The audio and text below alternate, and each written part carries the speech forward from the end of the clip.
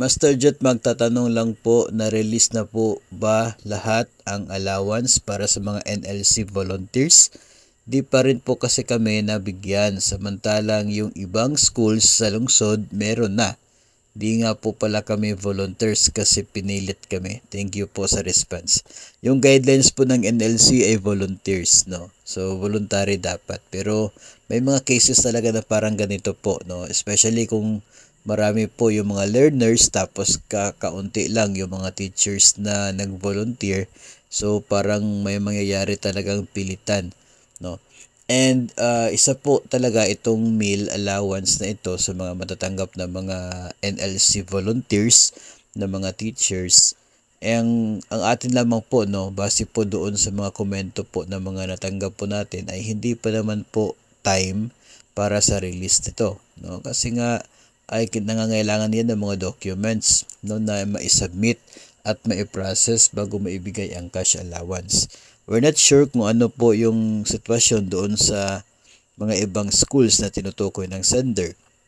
Baka yung pag-release sa kanila ay weekly, baka po ganon. Pero masyadong matrabaho kasi yan if ever po, no, na malaki yung inyo pong division. And siguro, ganun po yung nangyari sa kanila. Kaya natanggap nila yung siguro yung first week, second week. Dahil third week na ngayon ng NLC.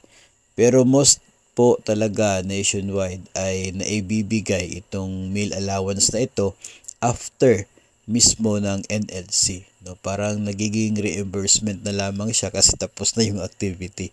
So ganun po talaga yung madalas na nangyayari because of the processes na kinakailangan pong i-comply, mga requirements para ma-release ito pong pondo na galing po sa kaban ng bayan, galing po sa gobyerno. Normal po talaga na may mga ganung requirements to prove na talagang nandoon ka at eligible ka para makatanggap sa allowance na yan, no? So base po sa mga natatanggap nating responses ay parang hindi pa naman po talaga panahon para sa release ng cash allowance, ng meal allowance na yan, dahil hindi pa nga tapos itong NLC.